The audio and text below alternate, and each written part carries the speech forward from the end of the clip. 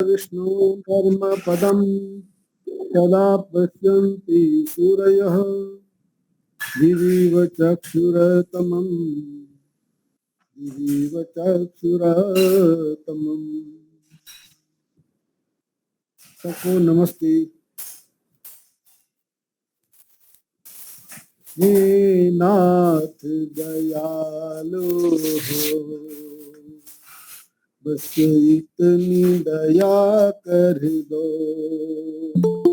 हे नाथ दयालु हो, बस इतनी दया कर दो। आया मैं शरण तेरी, भक्ति के भाव भर दो। हे नाथ दयालु हो, बस इतनी दया कर दो। तेरे रंग में रंग जाए यह चंचल मन मेरा, तेरे रंग में रंग जाए यह चंचल रहे साफ न हो धुंधला मन का दर्पण मेरा, रहे साफ न हो धुंधला मन का दर्पण मेरा।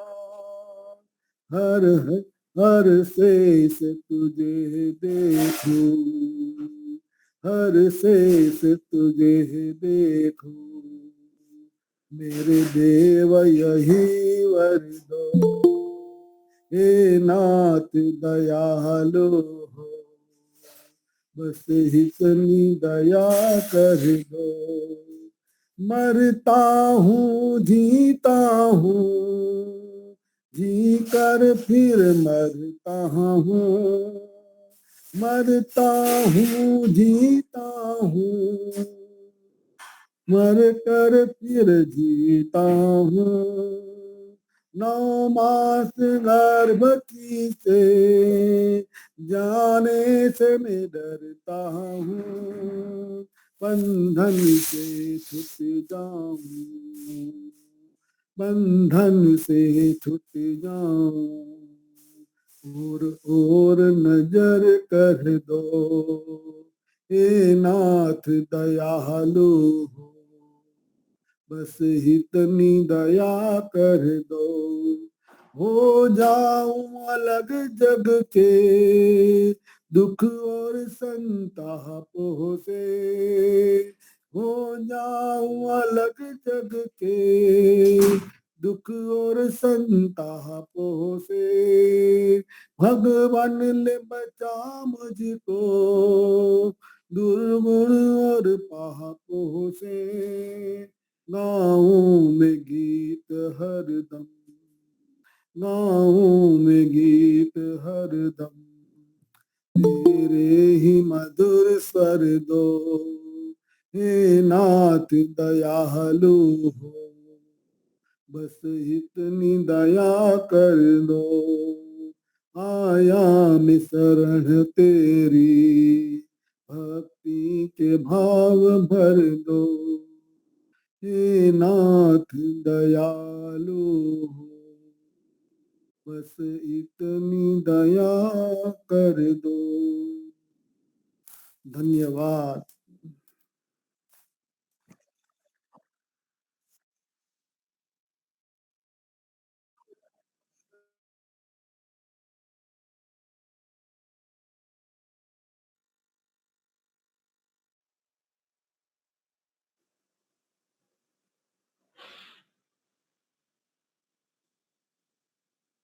जी बहुत बहुत धन्यवाद। बहुत बहुत धन्यवाद डॉक्टर जी। नमस्ते हरीश भाई, बहुत बहुत अच्छा भजन हरीश भाई ने गाया, दिल खुश हो गया, बहुत बढ़िया गाया। अपने दुर्गुण दूर कर दो, मेरा धुंधलापन हटा दो, बहुत अच्छा मैसेज था, बहुत दिल से गाया आपने, बहुत ही बढ़िया। ओम भर्गो देवस्य धीमहि सबको सादर नमस्ते जी। हमारी श्रृंखला चल रही है। हमने पंच महायज्ञ विधि के एक एक पंक्ति से समझने की कोशिश हमने श्रृंखला से स्टार्ट नहीं की है।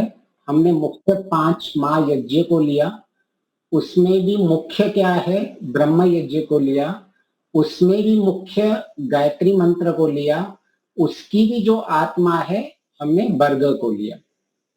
तो हम ऐसा क्यों कर रहे हैं? क्योंकि हम जिस चीज में हमारी रुचि ज्यादा होती है या जिस चीज में हमें पहले से ही किस अच्छा ज्ञान होता है और उसके प्रति हमारी इच्छा और रुचि बढ़ जाती है। तो गायत्री मंत्र सबसे प्रचलित है और गायत्री मंत्र पे सबको श्रद्धा होती है। अगर कोई ज्यादा शास्त्रों का ज्ञान नहीं भी प्राप्त किया हुआ है किसी ने, और लेकिन श्रद्धा एक गायत्री मंत्र से हम ऐसे वातावरण में रहते हैं, हमारे आसपास ऐसी स्थिति है कि पौराणिक का पौराणिक भी हो वो भी गायत्री मंत्र को तो मानता ही। तो इसीलिए जैसे क्योंकि हम पहले श्रद्धा से काम करें, हमें किसी चीज के ऊपर श्रद्धा होती है तो हम उसके ऊपर फिर हमारी तीव्र इच्छा होती है और हम उस पर कार्य कर लेते हैं। तो हमने इसीलिए गायत्री मंत्र को लिया है और उसमें से भी हमने मुख्य लिया कि जैसा हमें बनना है वैसे अगर हम गुणों का चिंतन मनन करेंगे और वैसे ही हम ईश्वर के गुण गान गाएंगे तो ऐसे ही हम अपने आप में परिवर्तन कर पाएंगे। जैसे कोई भजन गा रहा है तो भजन से कोई बताएगा कि उससे क्या फायदा होता है भजन गाने से?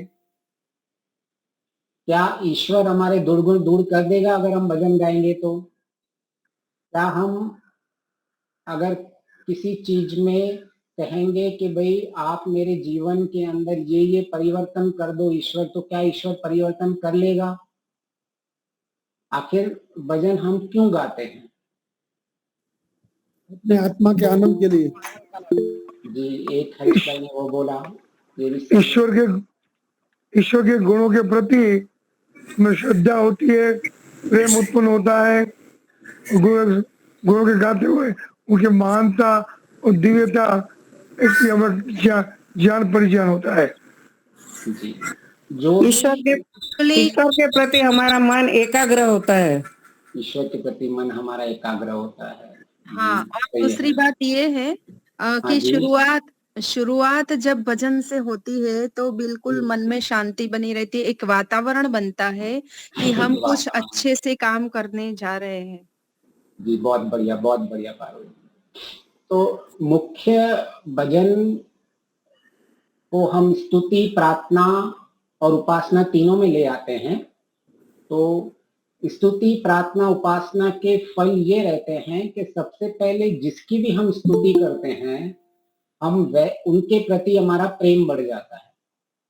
तो अगर हम ईश्वर के भजन गा रहे हैं तो हमारा उसके प्रति प्रीति बढ़ जाती है। दूसरा स्तुति का फल ये रहता है कि हमें उसके जैसा बनने की प्रेरणा मिलती है और हम उसके जैसा बनना चाहते हैं। कि जिसकी भी हम स्तुति करते हैं, कोई भी हो, अगर हम राम जी की स्तुति कर रहे हैं, हम श्री कृष्ण की स्तुति कर रहे हैं, या समाज में कोई गुरु है उसकी स्तुति गुणगान कर रहे हैं, तो कहीं ना कहीं हमारे मन में भाव आते हैं कि उनके प्रति कि ये जैसे हैं, कितने बढ़िया हैं, मैं इनकी जैसे स्तुति कर रहा हूं, मैं भी ऐसा बनूं, ऐसे गुण कर्म स्वभाव जैसा बनूं। तो स्तुति के ये 2 मुख्य फल महर्षि ने बताए हैं कि सबसे पहले हम उनके प्रति प्रीति रहती है, जिसके आदर रहता है, और दूसरा हमारा वैसे गुण कर्म स्वभाव बनने के हम प्रयास करते हैं। दूसरा, जब हम भजन गाते हैं तो हमारी बहुत सारी प्रार्थनाएं होती हैं। तो उस भजन में जब हम प्रार्थना करते हैं, कोई भी प्रार्थना हो, आप हमें ऐसा कर दीजिए, आप हमारे ऊपर दया कीजिए, करुणा कीजिए, मेरे सारे दुर्गुण दूर कीजिए, तो प्रार्थना का मूल होता है पुरुषार्थ। प्रार्थना कभी भी सफल नहीं होती है अगर उसके पीछे पुरुषार्थ नहीं रहता है। तो जब हम प्रार्थना करते हैं भजन के थ्रू, हे ईश्वर आप मेरे सारे दुर्गुण दूर कर दीजिए, हे ईश्वर मुझे मेरे चित्त में से सारा धुंधलापन मलिनता हटा दीजिए, तो उससे पहले हम हमेशा ये याद रखते हैं कि मैं अभी भजन गा रहा हूँ, प्रार्थना कर रहा हूँ, तो मैं सबसे पहले इसका मूल ये है कि मैं इसके बाद पुरुषार्थ भी करूंगा या करूंगी। तो ये हमें पुरुषार्थ के लिए भी भजन प्रेरणा करता है, क्योंकि प्रार्थना का मूल पुरुषार्थ ही रहता है। जो प्रार्थना में पुरुषार्थ नहीं होती वो प्रार्थना कभी सुनी नहीं जाती। तो इसीलिए हमें प्रेरणा मिलती है, पुरुषार्थ करने की प्रेरणा मिलती है कि मैं अगर ये पुरुषार्थ करूंगा कि ईश्वर आप मेरे मलिन चित्त को मेरे दुर्गुण हटाइए और मैं भी उसके साथ पुरुषार्थ करूंगा, तो ईश्वर देखता है, ईश्वर पुरुषार्थ देखता है और उस पुरुषार्थ के प्रति फिर हमें फल भी मिलता है। क्योंकि हम ये देखते हैं कि कितनी भी लोग प्रार्थना करें, जैसे हम कई बार देखते हैं कि लोग प्राय अगर कहीं रास्ते पे भीख मांगते हैं तो प्राय हम उनको इतनी नहीं देते। हम देते हैं भाई अट्टा बट्टा लगा पड़ा है, तू कोई पुरुषार्थ क्यों नहीं करता है। हम भिखारी को ऐसा बोलते हैं ना, अगर कोई भिखारी आता है और भिखारी अगर हमें कोई पैसे मांगने आता है और हमें पता है वो जवान इंसान है, खूब पुरुषार्थ कर सकता है, कमा सकता है, तो हमें लगता है कि हमें इसकी मदद क्यों करें, ये खुद कमाए और खुद खाए।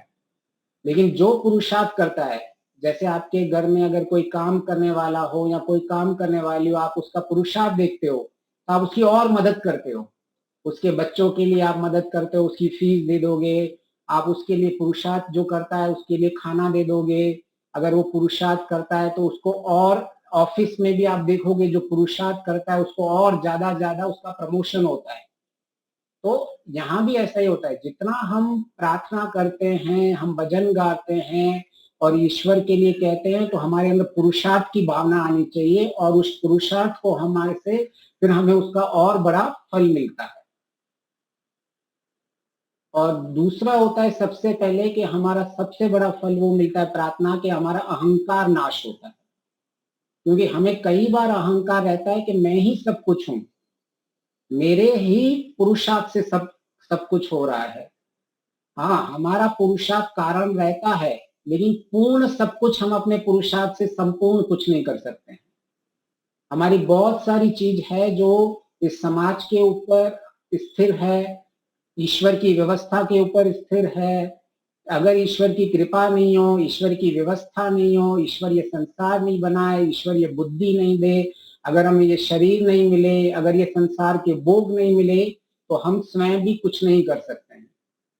तो जब हम ईश्वर की भजन से प्रार्थना करते हैं तो हम सबसे पहले अपने अहंकार का नाश होता है।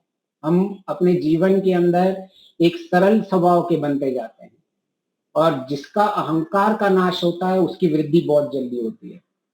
आपने प्राय देखा होगा कि संसार में या आपके आसपास में अहंकारी लोगों को इतना पसंद नहीं किया जाता। हो सकता है वो बहुत, उनके अंदर कलाएं में वो बहुत होशियार हो, लेकिन जैसे ही उसका अहंकार प्रकट हो जाता है, प्रकट जैसे ही होता है, लोग उनसे दूर भागते हैं, अहंकारियों से दूर भागते हैं।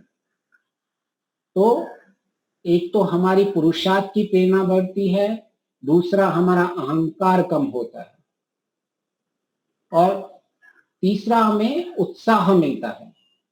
जिस चीज की हम प्रार्थना करते हैं और उस प्रार्थना के लिए जैसे जैसे हम पुरुषार्थ करते रहते हैं, जैसे आप में से कई जने ने कहा कि अच्छा वातावरण बन जाता है, अच्छी बातें हो जाती है, तो अच्छे वातावरण में हमारा उत्साह बढ़ जाता है कि हम और अच्छी चीजों को ग्रहण करें और अच्छी चीजों को उस पर आगे बढ़े।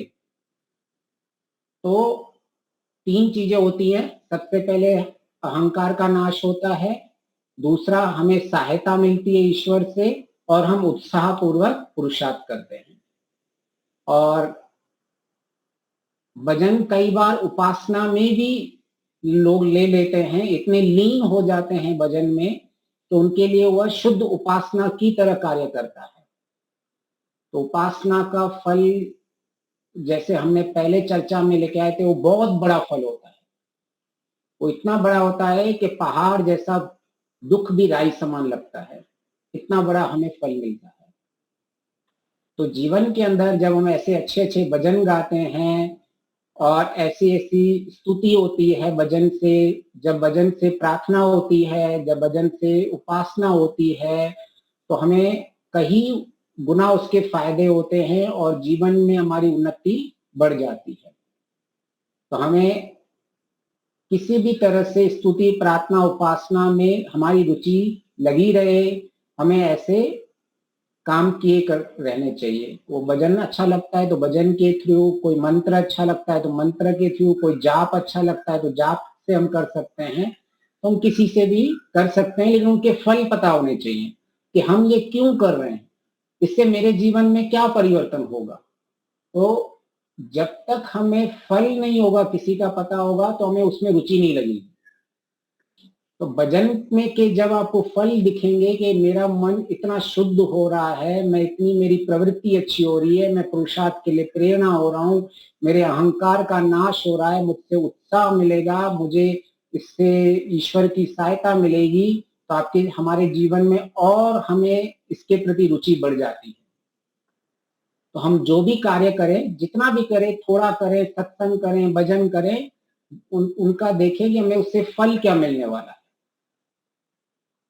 तो यही हमारा जो चल रहा था टॉपिक, कि हमने देखा कि हम जब कहते हैं हे परमेश्वर मैं प्रेम भक्ति से निश्चय ही शुद्ध विज्ञान को धारण करूं, तो हमने ये अपने चिंतन मनन में लेके आए थे कि क्यों हमारे जीवन में परिवर्तन नहीं होता है, क्यों हम कहते हैं कि ये जीवन, मेरा मन निरुपद्रवी हो, निष्पापम हो और निर्गुण हो, लेकिन ऐसा क्यों नहीं होता। तो हमने उसके कारण ढूंढने की कोशिश की थी। कोई बताएगा कि मुख्य उनके क्या कारण हमने चर्चा में लेके आए थे, क्या कारण थे जिसके कारण हमारा जो ज्ञान है, शब्द ज्ञान व्यवहार में नहीं आता है। कोई, कि हमने मुख्य 2-3 चीज की चर्चा की थी कि हम प्रयत्न तो बहुत कर रहे हैं, हम कोशिश तो बहुत कर रहे हैं, मेहनत तो बहुत कर रहे हैं, पुरुषार्थ तो बहुत कर रहे हैं, लेकिन हमें उसका उचित फल नहीं मिल रहा है। उस कार्य का हमें जितना फल मिलना था नहीं मिल रहा है।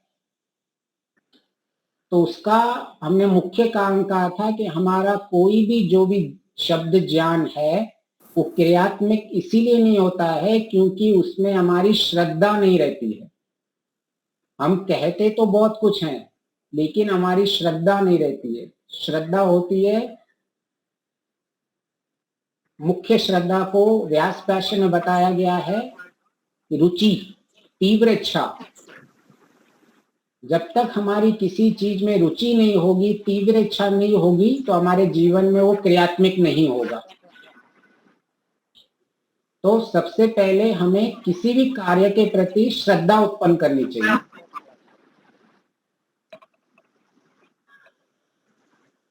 तो आई थिंक कोई अनम्यूट हो गया है, तो आप देख लीजिए। आई मीन शशांक जी आप अनम्यूट हो गए हो, अगर आप कुछ बोल रहे हो, नहीं तो म्यूट कर। हेलो हेलो, हाँ, आवाज आ रही है? हाँ जी शशांक जी, आपने बताया था ना, श्रद्धा, वीर्य, स्मृति, प्रज्ञा और समाधि, ये 505 हमारे अविद्या दूर करने के लिए बहुत आवश्यक है। जी जी, बहुत बढ़िया शशांक जी, बहुत बढ़िया। तो हमने कहा चर्चा में, हमारी चर्चा में ये चर्चा हुई थी कि किसी भी स्थिति में जब हमारा शब्द ज्ञान है, हम जानते तो बहुत सालों से हैं लेकिन वो व्यवहार में नहीं आता है, तो उसका मुख्य कारण यही था कि हमारी उसमें श्रद्धा नहीं होती। हम कहते तो हैं लेकिन उसमें श्रद्धा नहीं होती। तो हमने श्रद्धा को खोला था कि उसमें हमारी रुचि नहीं रहती है, उसमें हमारी तीव्र इच्छा नहीं होती है, हम उसको सत्य को धारण नहीं करते हैं। और जिसमें हमारी रुचि नहीं होगी, जिसमें हमारी तीव्र इच्छा नहीं होगी, तो उसमें हम कभी भी व्यवहार में नहीं ले पाएंगे। तो कभी भी किसी भी ज्ञान को अगर हमें व्यवहार में लेके आना है तो उससे सबसे पहले यही होती है कि हमें उसके प्रति हमें तीव्र इच्छा होनी चाहिए, उसमें इंटरेस्ट आना चाहिए। आपने देखा होगा कई बार बच्चों को कितना भी काम दिया जाए लेकिन वो होमवर्क नहीं करते हैं, पढ़ाई का काम नहीं करते हैं, लेकिन वो खेलने में हमेशा रेडी रहते हैं। ऐसा क्यों? क्योंकि उनको खेल में बहुत इंटरेस्ट है, रुचि है उनकी, और पढ़ाई में उनकी रुचि नहीं रहती है। तो ये हमारा स्वभाव ऐसा रहता है कि जब तक हमारी रुचि नहीं आती है तब तक वो हमारे व्यवहार में नहीं आता है। तो इसीलिए किसी भी चीज में अगर हमें लग रहा है कि वो मेरे व्यवहार में नहीं आ रहा है तो कहीं ना कहीं श्रद्धा, रुचि की कमी है, कहीं ना कहीं हमारी उसके प्रति तीव्र इच्छा अभी तक नहीं बनी है, कहीं ना कहीं हमारा उसके प्रति अभी तक दृढ़ विश्वास नहीं हुआ है। हाँ, साधारण विश्वास होगी, साधारण रुचि हो सकती है, साधारण इच्छाएं हो सकती हैं, लेकिन उससे जीवन में परिवर्तन नहीं होता है। परिवर्तन के लिए आपको रुचि कार्य होना जरूरी है, उसमें रुचि होना जरूरी है। रुचि नहीं है तो रुचि पैदा करनी पड़ती है। तो रुचि कैसे पैदा होगी, कोई बताएगा? हमने क्या चर्चा की थी कि रुचि कैसे पैदा होती है, कैसे हमारी रुचि नहीं है तो हम उसमें रुचि ला सकते हैं किसी कार्य में। तो उसके लिए सबसे पहले हमें उसके लाभ और फल देखने होते हैं। अगर मैं ये कार्य कर रहा हूं और इस कार्य करने में से मैं सालों से लगा हुआ हूं लेकिन मुझे उसमें पूर्ण फल नहीं मिल रहा है, मुझे पूर्ण मेरी उन्नति नहीं हो रही है, तो उसमें मेरी रुचि नहीं है। तो अगर रुचि नहीं है, मेरी तीव्र इच्छा नहीं है, तो ऐसा क्यों हो रहा है? तो इसीलिए होता है क्योंकि हम उसमें लाभ नहीं देख रहे होते हैं। हमें सांसारिक वस्तुओं में दूसरों में लाभ दिख रहा है, इसलिए हम ऑफिस के काम कर रहे हैं, हम बच्चों का ध्यान कर रहे हैं, हम बहुत सारी मेहनत कर रहे हैं। मेहनत की कमी नहीं है हमें, सिर्फ कमी उधर ही रह रही है कि जहां हम मेहनत करना चाहते हैं हमें उसके लाभ नहीं दिखते। लाभ नहीं दिखते हैं तो हमें रुचि नहीं होगी, रुचि नहीं होगी तो वो काम कभी भी व्यवहार में करने का प्रयत्न आएगा ही नहीं। तो ये साइंस है, और ये साइंस हमारे ऋषियों ने कई सालों, हजारों साल पहले बता चुके थे कि जो श्रद्धा नहीं होगी तो आप किसी भी कार्य में पूर्ण सफल नहीं हो सकते हैं। इसीलिए रुचि, तीव्र इच्छा हमें बनानी होती है किसी भी कार्य को करने के लिए। तो अगर हम चाहते हैं हमारा मन निरुपद्रवी रहे, शांत रहे, अविचलता में उसका लहरों में जाए, वो कोई उसकी विचलितता नहीं हो उसमें, तो हमें जीवन के अंदर देखना पड़ेगा कि मेरे निरुपद्रव के करने से लाभ क्या है, और जब मैं उपद्रव रहता हूं तो मुझे उसकी हानि क्या है। तो हमें जब लाभ और हानि किसी चीज की पता होती है तो हम वो काम, अगर लाभ पता है तो हम वो काम करेंगे, अगर हमें उसमें हानि अधिक दिखेगी तो हम काम वो नहीं करेंगे। तो इसीलिए कोई भी कार्य हो, हम जीवन के अंदर किसी भी कार्य में अगर हम सफल होना चाहते हैं, कोई भी हो, मैंने पहले भी ये कहा था, ये ज्ञान केवल मोक्ष प्राप्ति के लिए नहीं है। आपके जीवन में कोई भी लक्ष्य हो, कोई भी धार्मिक लक्ष्य हो, जिसकी धर्म के ऊपर रुचि हो, आप कोई भी अच्छा काम करना चाहते हो, संसार में करना चाहते हो, आप सकाम धर्म कर्म करना चाहते हो, उसके लिए भी यही विधि है। आप एक अच्छा बिजनेस करना चाहते हो, आप अच्छे घर में एक अच्छे सदस्य की तरह रहना चाहते हो, आप अपने फैमिली में सुख शांति से रहना चाहते हो, तो जितनी जितनी आप में परिपक्वता आएगी आप उतने उतने ऊंचे उठते जाएंगे। तो अगर मैं निरुपद्रव में रह रहा हूं और मैं निरुपद्रवी की बनने की कोशिश कर रहा हूं, तो मेरे जीवन के अंदर मेरे किसी भी वर्ग में मेरे को वो सहायता करने वाला है।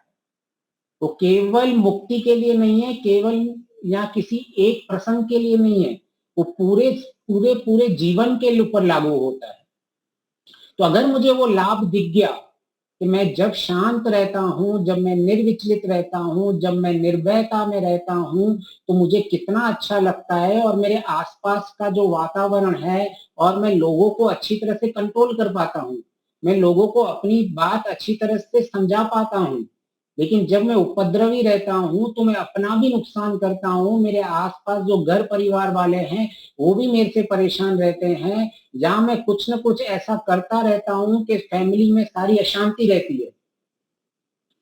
तो आपको जीवन में पता चलेगा कि ये कोई सिर्फ सत्संग नहीं है 4 से 5, ये 4 से 5 मेरे जीवन को बदलने की कला का सीखने का समय है कि मैं कैसे अपने जीवन में उन्नति पाके एक कला सीख लूं ये 4 से 5 में, जैसे मैं आनंद में रहूं और अपने जीवन को एक अच्छे तरीके से जी पाऊं, आनंद में बना पाऊं। फिर आपको जैसे जैसे आपका सुख बढ़ता जाए, आनंद बढ़ता जाए, आप सकाम कर्म से निष्काम कर्म धीरे धीरे करते रहिए। लेकिन सबसे पहले हमें वो नींव बनानी पड़ेगी कि जो नींव है वो मेरी इसके पीछे क्या फायदे हैं, नहीं तो हम भटकते रहेंगे। कभी आपको लगेगा अरे मैं ये संसार में कहाँ फंस गया हूं, चलो भाग के छोड़ के चलो मैं संन्यास ले लेता हूं। आपके आपके बुद्धि में ऐसे ऐसे ख्याल आते रहेंगे। जैसे अर्जुन युद्ध से भागना चाहता था ना, कृष्ण कहता है, उसको भगोड़ा कहता है, नपुंसक कहता है। ऐसे ऐसे ख्याल आपके दिमाग में भी आ सकते हैं कि आप संसार से भागने की कोशिश करोगे। तो हमें ज्ञान की उस अवस्था में जाना है, यथा योग्य व्यवहार करना है, यथा स्थितियों में आगे बढ़ना है। अगर हमारी स्थिति इतनी नहीं है, हमारा अभी ज्ञान अभी इतना परिपक्व नहीं है, अगर हमारा वैराग्य इतना परिपक्व नहीं है, हमारा विवेक इतना परिपक्व नहीं है, तो जहां है हमें वो सबसे बेस्ट वहां देने की कोशिश करनी चाहिए। तो उससे क्या धीरे धीरे परिपक्वता आती जाएगी। जैसे मैंने आपको एक उदाहरण दिया कि निरुपद्रवता को निर्विचलितता से आपका साधारण जीवन भी बहुत सफल बन सकता है, और इसी निरुपद्रवता से, निर्विचलितता से आपको समाधि भी प्राप्ति हो सकती है। दोनों काम इससे होंगे, क्योंकि समाधि में मुख्य क्या किया जाता है, अविप्लव विवेक ख्याति। आपने ये शब्द सुना होगा कि जो असंप्रज्ञ समाधि है, जो जिसमें हम कहते हैं हमें ईश्वर का साक्षात्कार होता है, उसमें शब्द आता है अविप्लव विवेक ख्याति, कि मुझे विवेक तो हो गया, ज्ञान तो हो गया है, लेकिन वो ज्ञान अविप्लव होना चाहिए, मतलब वो अविचलित होना चाहिए और स्थिर होना चाहिए। तो अगर आप अभी संसारिक जीवन में छोटी छोटी अपनी निरुपद्रव में काम कर रहे हो, अगर आप अपनी विचलितता को कम कर रहे हो, आप अपनी स्थिरता को बढ़ा रहे हैं, तो ये आपको अभी तो फायदा दे ही दे रहा है, साथ साथ में आपको उस असंप्रज्ञ समाधि के लिए भी प्रिपेयर करेगा, अगर किसी को उसमें भी रुचि है तो। मतलब ये जो छोटी सी चीज दिख रही है, ये आपको संपूर्ण जीवन में काम आएगी। आपका लक्ष्य छोटा है तो छोटे लक्ष्य में भी काम आने वाली है, अगर आपका लक्ष्य बहुत बड़ा है तो उसमें भी काम आने वाली है। फंडामेंटल आपका यही रहेगा।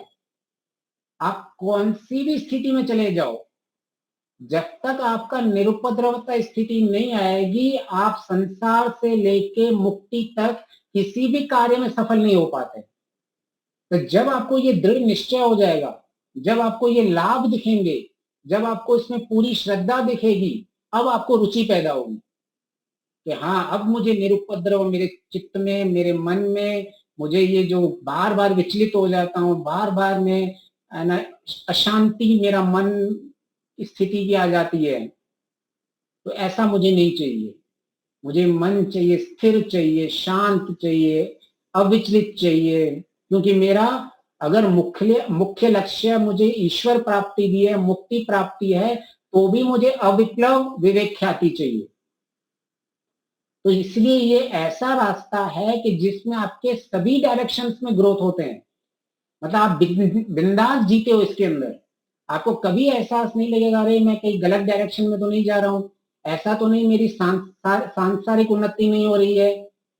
तो आप संसार का भी यथा योग्य उपयोग करोगे, आप उसमें सारे के सारे, आप उसमें विचलित नहीं होके, आप अपने अटैचमेंट में राग द्वेष से रहित होके आप काम करते जाओगे।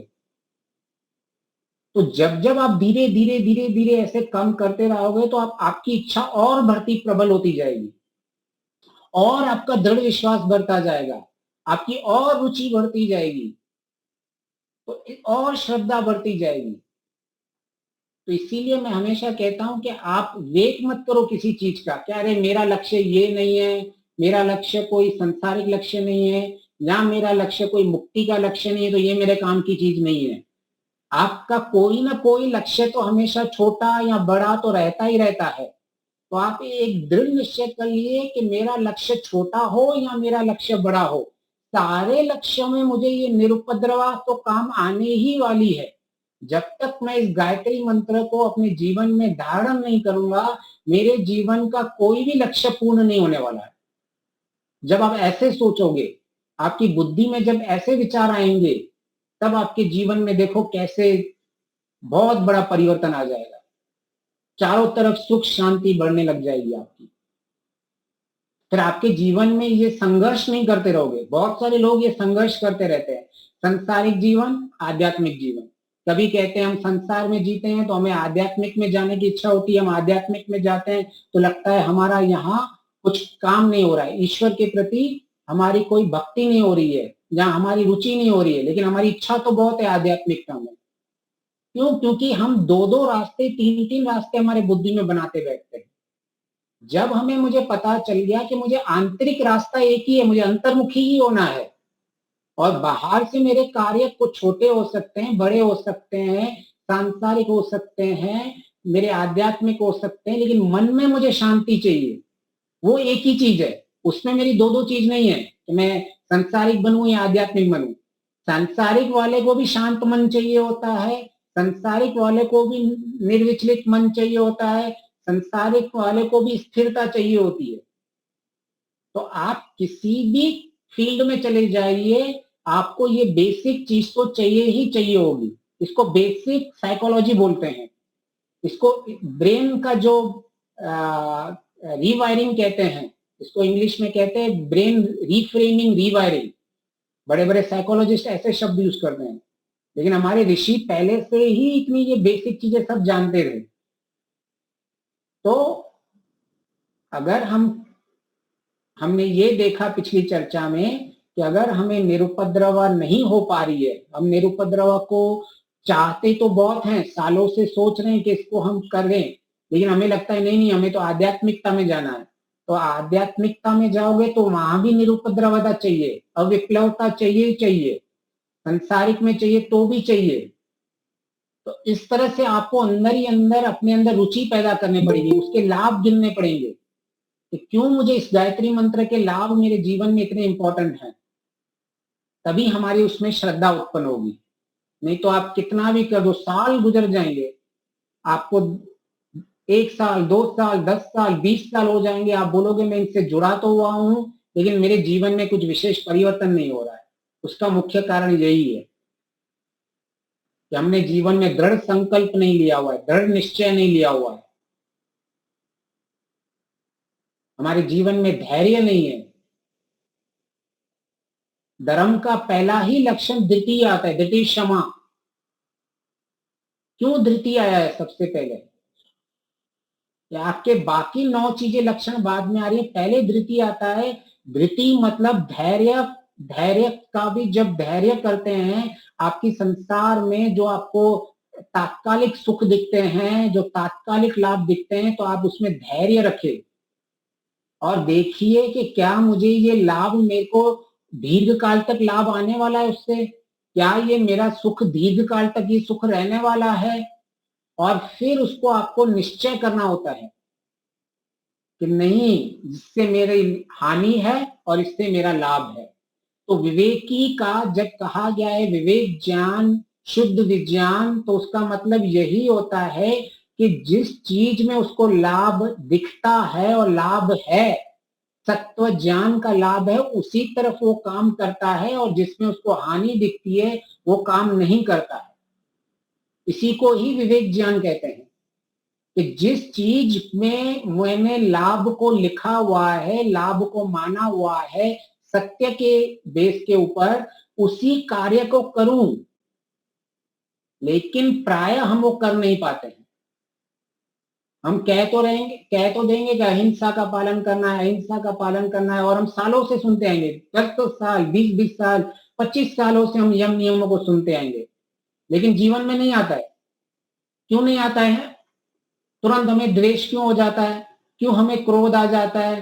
क्यों हमें लोगों से वैर हो जाता है? उसका मुख्य कारण यही है कि हमारे जीवन में हम जब निरुपद्रवता की स्थिति में नहीं होते हैं, उपद्रवता की स्थिति में होती है, विचलित स्थिति होती है, हम धैर्य जब नहीं रखते हैं अपने अंदर, तब हम सही गलत का फैसला नहीं ले पाते हैं। आपको कई बार ऐसा लगता होगा, क्रोध करने के बाद, द्वेष लगने के बाद लगता होगा, अरे मैं तो सोचा था मैं नहीं करूंगा ये क्रोध, मैंने तो ऐसा सोचा था मैं ये द्वेष नहीं करूंगा, मैंने तो सोचा था ये वैर नहीं करूंगा, लेकिन मैं ऐसा क्यों कर पा रहा हूं? क्यों? जब परिस्थिति आती है तो हम उस परिस्थिति में फेल हो जाते हैं। बाकी हम बहुत ज्ञान बांटते रहेंगे कि आपको योग के 8 अंगों का पालन करना चाहिए, आपको यम नियम पालन करना चाहिए, आपको अहिंसा का पालन करना चाहिए, लेकिन जैसे ही व्यवहार में आता है नहीं हो पाता है, होगा ही नहीं कभी। आप सालों ऐसे ही बोलते रहोगे, तोते की तरह हम बोलते रहेंगे। तोता होता है ना, वो बोलता रहता है ऐसा, सालों सालों तक बोलता रहेगा वो। ऐसे ही हमारी स्थिति हो जाती है। क्यों? क्योंकि हमने अभी तक श्रद्धा उत्पन्न नहीं की, हमारी तीव्र इच्छा उत्पन्न नहीं की, हमने जिस चीज को पालन करना है हमने उसके प्रति हम दृढ़ संकल्पित नहीं है, दृढ़ विश्वास नहीं है। तो हमें वो हमारे अंदर उत्पन्न करना पड़ेगा कि अगर मैंने ये सोच के रखा है कि अहिंसा से मेरे जीवन में हानि होती है, क्रोध से मेरे जीवन में हानि होती है, तो क्या क्या हानि होती है आप लिखिए कि मेरे जीवन में क्रोध से ये 10 हानियां हो रही हैं और क्रोध नहीं करने से मुझे ये लाभ हो रहे हैं। और फिर जीवन के अंदर हमें दृढ़ संकल्प रखना पड़ता है उसके प्रति कि मैं संकल्प, संध्या करते हैं ना हम, संध्या में हमारा संध्या सार अगर हम पढ़ते हैं तो उसमें दूसरा ही हम बोलते हैं, हे परम प्रभु। उसमें हम कहते हैं कि हे परम प्रभु, जिसमें हमारा एक शब्द बीच में आता है और हम कहते हैं कि मुझे सारे मेरे जो इंद्रियां हैं वो पवित्र काम करें। वो शब्द क्या है सोचिए। उसका आशय वही रहता है कि मैं संकल्प लेता हूं, उसी के ऊपर ही वो निर्धारित है। वो शब्द है प्रतिज्ञा। हे परम प्रभु, मैं प्रतिज्ञा करता हूं कि मैं वाणी, नाक, आंख, कान आदि सभी इंद्रियों से पवित्र कर्म करूंगा, अपवित्र कर्म नहीं करूंगा। तो जब तक आप प्रतिज्ञा नहीं लोगे, जब तक आप संकल्प नहीं करोगे, ये सब दृढ़ संकल्प होते हैं, छोटे मोटे नहीं होते। हमारा क्या होता है, हम छोटी छोटी, अच्छा ठीक है मैं ऐसा करूंगा, तो ऐसे तो कोई जीवन में पवित्र परिवर्तन नहीं आने वाला। तीव्र इच्छा होनी चाहिए। तो जब हमारी तीव्र इच्छा होती है, जब हमारी जीवन के अंदर उसमें सामर्थ्य बढ़ जाता है उसके प्रति, जब उसके लिए उत्साह बढ़ जाता है, हमने कहा था श्रद्धा, वीर्य, वीर्य होता है मन का तेज, उसके साथ बल शरीर का तेज भी आता है, फिर ओज। पूरा जब तक हम आत्मबल नहीं बढ़ता है तब तक हम जीवन के अंदर परिवर्तन नहीं कर पाएंगे।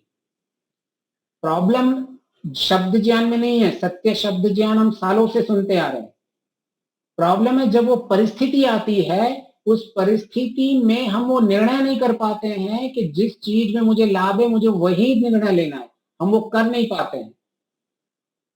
क्यों? क्योंकि हमारा आत्मबल नहीं रहता है, हमारे में इतना बल ही नहीं है। तो मैंने ये संकल्प लिया हुआ है कि ये झूठ नहीं बोलूंगा, मैं केवल सत्य बोलूंगा, लेकिन जैसे ही वो परिस्थिति आती है हम झूठ बोल देते हैं। क्योंकि हमने जो सवेरे संध्या की हुई है, मैं प्रतिज्ञा लेता हूं, मैं संकल्प लेता हूं, हमने उसको सीरियस लिया ही नहीं है। हमें पता है, हमारे जो जीवन में हम जितने भी अपना इतिहास देख लेते, क्यों कहते हैं कि मैं प्रतिज्ञा बंद हूं? मैं संकल्प लिया हुआ है। आप महाभारत को देख लो, सब में आप देखोगे मैंने ये प्रतिज्ञा ली है, मैंने वो प्रतिज्ञा ली है। तो ये प्रतिज्ञा, संकल्प, ये सारे हमें सब यूज करके अपने जीवन के अंदर परिवर्तन लाने होते हैं, तभी हम जीवन में आगे बढ़ पाएंगे।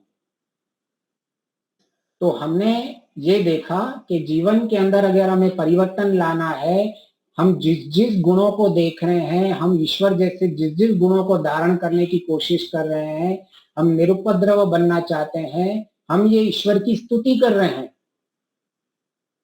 हम वैसे बनना चाहते हैं। ईश्वर आप निरुपद्रव हो, मैं भी निरुपद्रवी हूं। ईश्वर आप निष्पापम हो, मैं भी निष्पापम बनूं। ईश्वर आप निर्गुण हो, मैं भी निर्गुण हूं। तो ऐसे अगर हम जीवन के अंदर निश्चय करेंगे और प्रेम भक्ति रखेंगे, तभी हम जीवन में सफल हो पाएंगे। तो इसलिए महर्षि कहते हैं कि प्रेम भक्ति से निश्चय ही कोई भी विज्ञान को धारण करो। आपने सत्य ज्ञान को धारण कर लिया, लेकिन उसके प्रति श्रद्धा नहीं है, भक्ति नहीं है, उसके प्रति निश्चय नहीं है, संकल्प नहीं है, तो वो फिर भी काम नहीं होने वाला। आप जीवन लगा दो, जन्म के जन्म लग जाएंगे और आपको ऐसा लगेगा अरे मैं तो बहुत अच्छा ज्ञान जानता हूं, मैं बहुत सत्य ज्ञान जानता हूं, मैं लोगों से बहुत अच्छा हूं, लेकिन किसी तरह की भी हम भक्ति, प्रेम भक्ति नहीं होती है और किसी तरह की निश्चय जीवन में नहीं होता है, कोई संकल्प नहीं रहता है। तो महर्षि बहुत ही सिंपल में और बहुत ही हमें ये साइकोलॉजी समझा के गए हैं कि आपको किसी भी काम में कैसे परिवर्तन लेके आना है और किसी भी ज्ञान को कैसे व्यवहार में लेके आना है। तो हम अभी तक निरुपद्रव, निष्पापम और निर्गुण तक गए थे और आज हम फिर से निर्गुण को और विस्तार में लेंगे। तो निर्गुण में हमने प्राय लिया था हमारी चर्चा में, मुख्य जो लिया था राग द्वेष गुणों से रहित। हे ईश्वर, आप राग द्वेष गुणों से रहित हैं, मैं भी इन गुणों से रहित बनूं, मुझमें भी राग और द्वेष का नाश हो जाए। तो अगर हमारे जीवन में ये राग द्वेष बने रहेंगे तो हम जीवन में अपने लक्ष्य को प्राप्त नहीं कर सकते हैं। तो एक तरफ तो हम ईश्वर की स्तुति कर रहे हैं और दूसरी तरफ हम वैसा बनने के लिए प्रेरित हो रहे हैं कि हमें भी ऐसा बनना है। मैं इसीलिए तेरी स्तुति कर रहा हूं, इसीलिए मुझे तुझ में प्रीति आएगी। अगर ये मेरे जीवन में नहीं आ रहा है तो ईश्वर की स्तुति का कोई विशेष लाभ नहीं होने वाला। केवल इतना ही लाभ होगा कि उस समय आपने कोई गलत विचार नहीं उठाया, उससे ज्यादा कोई लाभ नहीं होने वाला। तो जब हम जीवन में कहेंगे कि हे ईश्वर, आप क्लेशों से रहित हो, मैं भी क्लेश मुक्त होना चाहता हूं, तो हमारा सबसे पहला कदम है कि हम अभी निर्गुण में आगे बढ़ेंगे। तो इसमें प्राय एक तो राग द्वेष से रहित रहना है हमें, और दूसरा हमने चर्चा में लाए थे कि सत्व, रज और तम, ये 3 गुण रहते हैं हमारे मन में और किसी एक की किसी समय प्रधानता रहती है। तो ईश्वर में तो ये घटेगा नहीं, उसमें तो कोई है नहीं सत्व रज तम गुण, और हम में भी डायरेक्ट ये घटेगा नहीं, आत्मा में तो घटता नहीं है सत्व रज तम गुण। अभी हमारे शरीर में जो अंतःकरण में जो सत्व रज तम गुण ये जो परिवर्तन होते रहे हैं, जिसके कारण हमारे अंदर राग और द्वेष उत्पन्न होते हैं, अगर इनकी सम अवस्था आ जाती है कि जितना यथार्थ सत्व गुण होना चाहिए उतना ही है, जितना यथार्थ तमो गुण होना चाहिए उतना ही है, जितना रजोगुण होना चाहिए उतना ही है, तो इसको सम अवस्था कहते हैं और इसको गुणातीत अवस्था भी कहते हैं। ये अंतिम अवस्था आती है जिस अवस्था में हमारी ये 7 प्रज्ञाएं ऐसी उत्पन्न होती है। जब ये समाधि पाद में आता है कि कैसी सात प्रज्ञा उत्पन्न होती है। जब विवेक ख्याति के वक्त हमारी ऐसी प्रज्ञा उत्पन्न होती है कि हम जीवन के अंदर गुणातीत स्थिति में चले जाते हैं, कि ये सत्व रज तम गुण वो सम अवस्था में पहुंच जाते हैं। तो निर्गुण हम जब कहते हैं कि ईश्वर मैं भी निर्गुण बनूं, तब उसका एक और ये भी हम ले सकते हैं कि मेरे गुणों की जो अवस्था है वो सम अवस्था बने, कि मेरे अंदर तमोगुण नहीं बढ़े, मेरे अंदर रजोगुण नहीं बढ़े, मेरे अंदर सत्व गुण बढ़े। तो शास्त्र में 3 तरह के अंधकार बताए गए हैं, मतलब कि किस तरह से हमारी अविद्या और विद्या कैसे होती है। एक बताया है कि जब कोई बच्चा मां के गर्भ में रहता है तो वो बिल्कुल ही अंधकार में रहता है, उसे कुछ नहीं दिखता है। तो वो जो उसको तमोगुण अवस्था बताया गया है। जब हमारी बुद्धि पूर्ण का पूर्ण तमोगुण अवस्था में होती है, अंधकार में होती है, तो उसको कहते हैं तमोगुण अवस्था, जिसमें पूर्ण बुद्धि हमारी अंधकार में रहती है। मनुष्य हमेशा गलत फैसले रहता है, वो गलत व्यसनों में फंसता रहता है। वो शराब, बीड़ी, सिगरेट, दारू, ये जितने भी व्यसन के नाम आपको आते हैं वो ले लीजिए, वो उनमें पड़ जाता है और वो कभी उसकी उन्नति नहीं हो। तमोगुणों के अंदर ही अंधकार में फंसता रहता है। तो ऐसे इंसान का जो चित्त है वो तमोगुणी होता है। फिर दूसरा बताया है रजोगुण होता है चित्त में, जैसे किसी आईने के ऊपर धूल जमी हुई होती है, ऐसे ही हमारे चित्त में जो हमारे मन के अंदर अविद्या के संस्कार रहते हैं, जो सिर्फ समाज के प्रति राग होता है बहुत, कि मुझे समाज में ये भी मिल जाए, मुझे वो भी मिल जाए, मैं ऐसा करूं तो मुझे ऐसा फल मिले। बहुत आसक्ति रहती है उस मनुष्य की संसार में, जो भी कार्य करेगा उसके पीछे आसक्ति रहती है कि मुझे ये मिल जाए, मुझे सांसारिक आसक्ति। हर कार्य के पीछे उसकी बहुत राग रहता है संसार के पीछे। तो ऐसे मनुष्य की बुद्धि को कहा गया रजोगुण प्रधान बुद्धि। और तीसरे कैटेगरी के मनुष्य होते हैं जैसे सत्वगुण प्रधान, जैसे अग्नि के ऊपर धुआं दिखता है, तो जब वो धुआं उठता है तो भी आपको धुंधलापन दिखता है, लेकिन फिर भी आपको अग्नि अच्छी तरह से दिखती है, और वो थोड़ा जो धुंधलापन रहता है वो होती है सत्वगुण की स्थिति। फिर हमारी इसके ऊपर आती है चौथी स्थिति निर्गुण स्थिति, जिसमें सत्वगुण जितना है उतना ही होता है, रजोगुण जितना चाहिए उतना ही रहता है, तमोगुण जितना यथा योग्य होना चाहिए उतना ही रहता है। उसको कहते हैं निर्गुण बुद्धि की अवस्था। आप में सत्वगुण जितना है उतना है, नहीं तो क्या होता है कई बार लोगों को सत्वगुण का भी अहंकार हो जाता है। आपने देखा होगा लोग धार्मिक लोग होते हैं लेकिन अपनी बहुत तारीफ करते रहते हैं, मैं तो ऐसा हूं, मैंने तो इतने हवन करवा दिए, मैंने तो इतने प्रवचन करवा दिए, मैंने इतने अब तक प्रवचन दिए हुए हैं। वो बेचारा कर रहा तो अच्छा है, लेकिन उससे सत्वगुण का अहंकार हो गया है। तो हमारे जीवन में ऐसा सत्वगुण नहीं चाहिए हमें कि जो मलिनता से लिप्त हो। सत्वगुण यथार्थ उसी को ही कहेंगे जब मेरे क्लेशों का नाश होके वो मुझ में निष्कामता में प्रवेशता हो रही है मेरी, उसको यथार्थ सत्वगुण कहेंगे कि मुझे ये है पूर्ण सत्वगुण।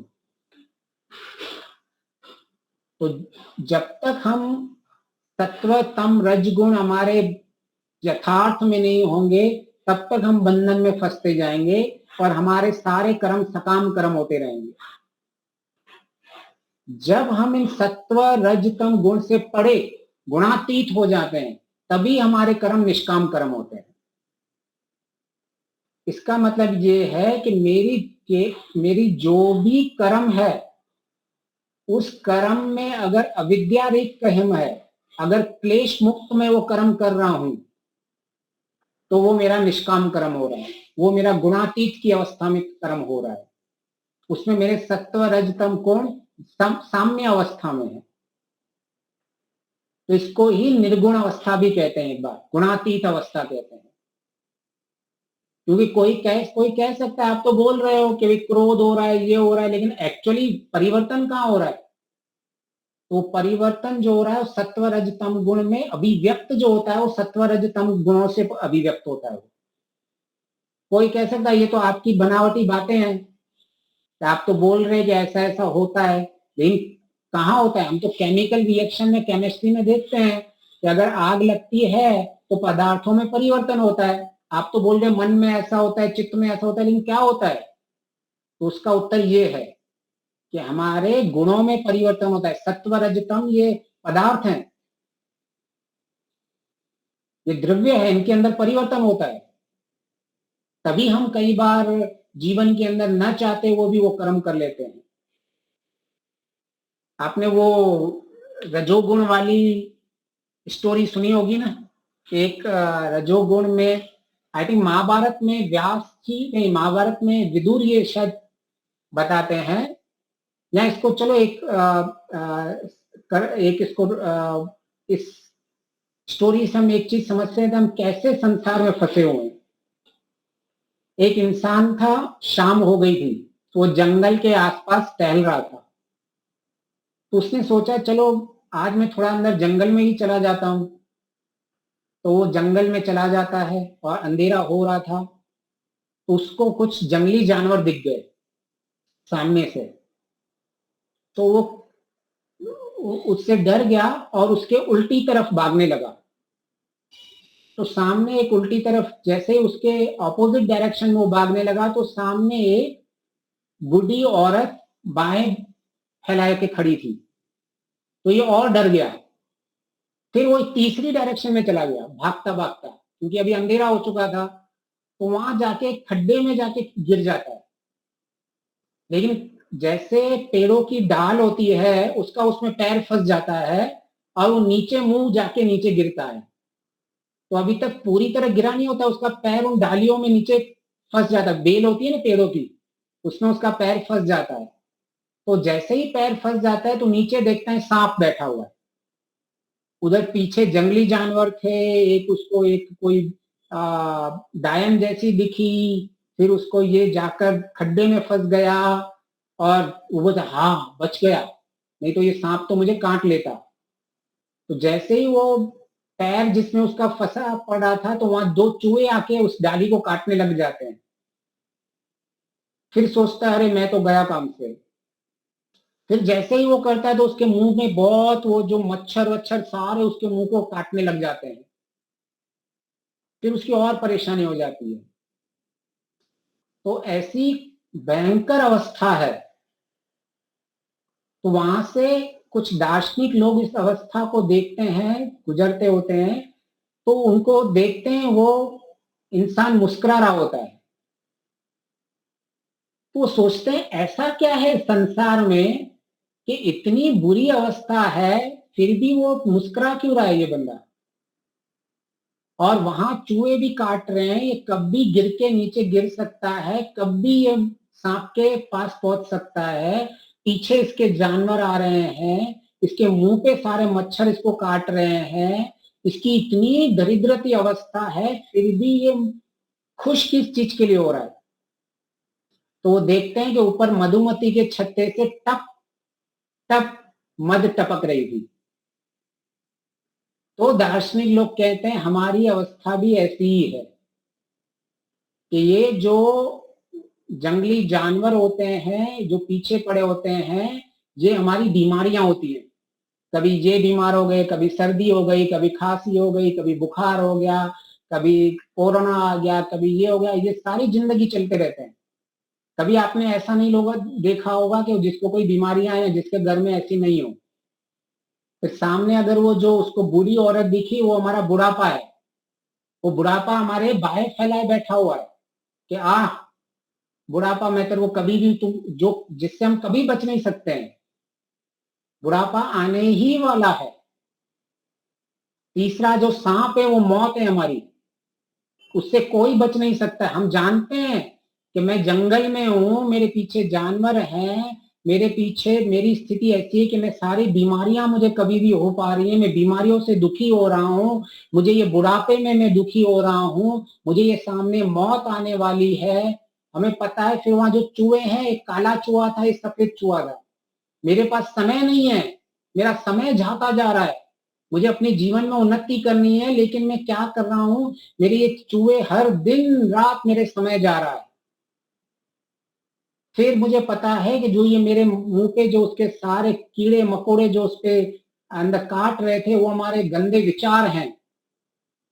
हमारे मस्तिष्क में कंटिन्यूसली ऐसे गंदे विचार या हमारे अविद्या के विचार बनते रहते हैं, लेकिन हमें वो दुख नहीं दिखता है। हमें सिर्फ एक छोटा सा क्षणिक सुख दिख जाता है और हम जीवन के अंदर कोई उन्नति नहीं करते हैं। वो कोई प्रयास नहीं करता है कि मैं इस खड्डे में से कैसे प्रयास करूं, इस खड्डे में से कैसे बाहर निकलूं। और वो उल्टा इस संसार में एक छोटे से मद की वजह से अभी वो जीवन की इतनी विपरीत परिस्थिति में उसका क्या दुर्दशा होने वाली है वो ही जानता है, लेकिन हम ऐसा देख नहीं पाते हैं। तो हमें ऐसे विवेक बुद्धि देखनी पड़ेगी, विवेक बुद्धि लगानी पड़ेगी कि मुझे आज में ये सांसारिक छोटे मोटे सुखों में तो मैं इसको बहुत इंपॉर्टेंस दे रहा हूं, लेकिन वास्तविकता क्या है? वास्तविकता यही है, मैं बीमारियों से बच नहीं सकता। शरीर होगा तो बीमारियां आएंगी ही आएंगी, बुढ़ापा आएगा ही आएगा, मृत्यु आएंगे ही आएंगे। अगर मैंने शुद्ध विज्ञान नहीं किया तो विचार आएंगे ही आएंगे ऐसे। मैंने अगर समय पे अगर मैं ऐसे सोच रहा हूं कि अभी तो मुझे ये ज्ञान प्राप्त करने की, मैं बाद में प्राप्त कर लूंगा, तो ये चूहे हैं वो दिन रात समय खा रहे हैं हमारे। तो ऐसी स्थिति है हमारी, और प्राय हम सब लोग रजोगुण में ज्यादा रहते हैं। हमारी मन की अवस्था में सारा संसार में जो क्षणिक सुख मिलता रहता है उसके पीछे भागते रहते हैं। हमें कोई ऐसा विवेक नहीं उठता है ज्ञान में कि हम वास्तविकता किस तरफ जा रहे हैं। तो इस तरह से हम निर्गुण, हम सत्व रज तम गुणों को समझें, इन गुणों की अवस्थाओं को समझें, कैसे हम निर्गुण अवस्था को प्राप्त कर सकते हैं उन्हें समझें, कैसे हम गुणातीत अवस्था में जा सकते हैं, निष्काम अवस्था में जा सकते हैं, कैसे हम सकाम से भी धीरे धीरे ऊपर उठ सकते हैं, सत्व रज तम गुणों से उठ सकते हैं, कैसे हम अपने जीवन में परिवर्तन कर सकते हैं, इसका हमें विश्लेषण करें, विवेचन करें और फिर अपने जीवन में परिवर्तन लेके। तो आज अगर 2 मिनट में अगर किसी का कोई प्रश्न है तो वो ले लेते हैं। वो क्या किसी का कोई प्रश्न है कि हमें लगता हो कि जीवन में? हाँ जी, प्रहलाद जी कहिए जी। ओम नमस्ते जी। ओम नमस्ते प्रहलाद जी, कैसे हैं आप? जी, ये सत्वगुण कैसे बढ़ाया जाए और तमोगुण कैसे कम किया जाए, उसकी कोई कुछ ही बताइए। जी जी जी प्रहलाद जी। जी देखिए, सत्व गुण जो जितना भी बढ़ता है वो शुद्ध ज्ञान से बढ़ेगा आपका। पहला, सबसे पहले शुद्ध ज्ञान, कि आपको जितना भी है सात्विक ज्ञान को आपको अर्चन करना पड़ेगा और फिर उस शुद्ध ज्ञान को आपको व्यवहार में लेके आना पड़ेगा। जैसे कि आपने सुना कि जैसे कि मुझे अहिंसा का पालन करना है, तो वो अहिंसा का पालन करना है, ये महाव्रत किए जाते हैं या कहे जाते हैं इनको। तो आप जब अहिंसा का पालन करेंगे तो आपके अंदर जो ये उसमें उसकी परिभाषा ऐसी है कि हमें किसी से भी द्वेष नहीं करना है। सर्वदा सर्वता सर्वभूतानि, इन तीनों अवस्था में कभी भी नहीं, किसी भी भूतों में, मतलब कि ऐसा भी नहीं कि सिर्फ इंसानों से, किसी के साथ भी मुझे द्वेष भावना नहीं रखनी है। और आप जब